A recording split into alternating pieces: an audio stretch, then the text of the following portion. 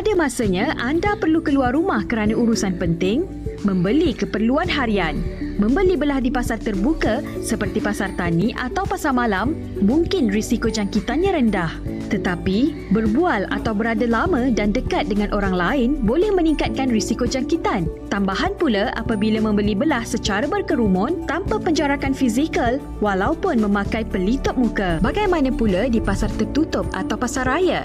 Sama ada di pasar terbuka atau tertutup, anda boleh mengurangkan risiko jangkitan dengan memastikan penjarakan fizikal setiap masa. Kata tadi merupakan norma baru masyarakat kini. Jadi, kumpulan kami memilih tajuk pembelian secara atas talian akibat penularan COVID-19.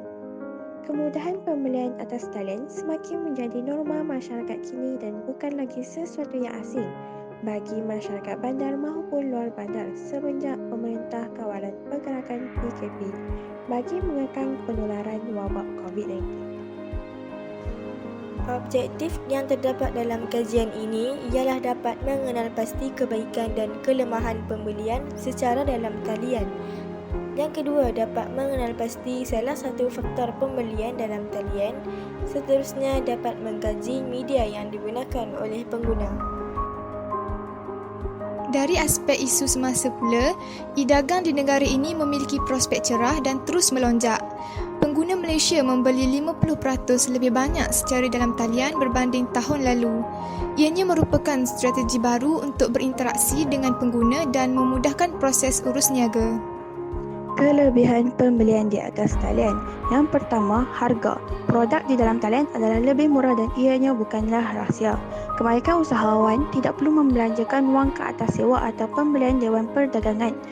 Mereka dapat membayar kurang cukai bukan kaki tangan yang diperlukan. Serta, harga mudah dibandingkan dengan lebih mudah.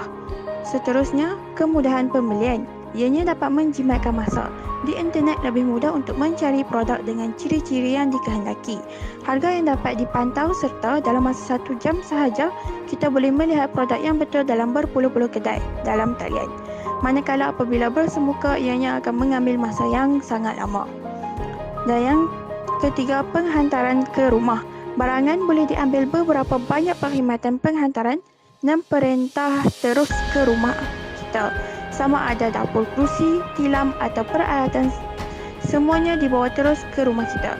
Tidak perlu untuk mengumpah penggerak atau pengangkutan. Kelemahan pembelian di atas talian. Yang pertama, kurang sosialisasi. Walaupun di internet kita dapat melihat penilaian pengguna, kita tidak mempunyai kemungkinan untuk melakukan rawatan peribadi dengan penjual untuk memberi nasihat, membantu dan menjelaskan kepada kita. Seterusnya, masalah dengan penghantaran atau pengembalian.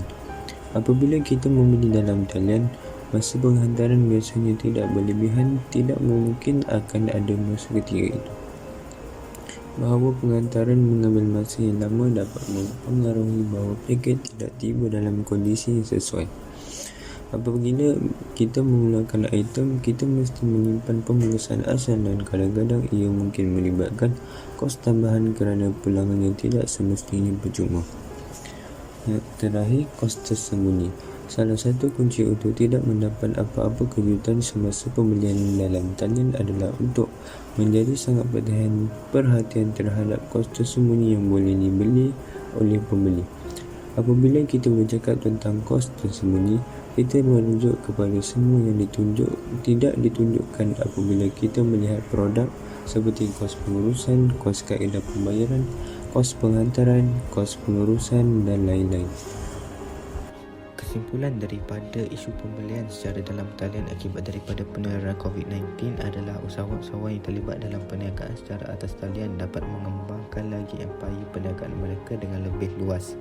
Selain itu, Pembelian secara dalam talian ini juga dapat membuka lebih banyak peluang kepada usahawan-usahawan yang baru memulakan perniagaan dan dapat mencari keuntungan yang lebih banyak dengan memviralkan produk mereka secara luas di atas talian. Secara tidak langsung, hal ini telah memudahkan banyak pihak, terutamanya bagi mereka yang tiada masa untuk keluar mencari barang-barang keperluan dan hanya perlu membeli secara atas talian.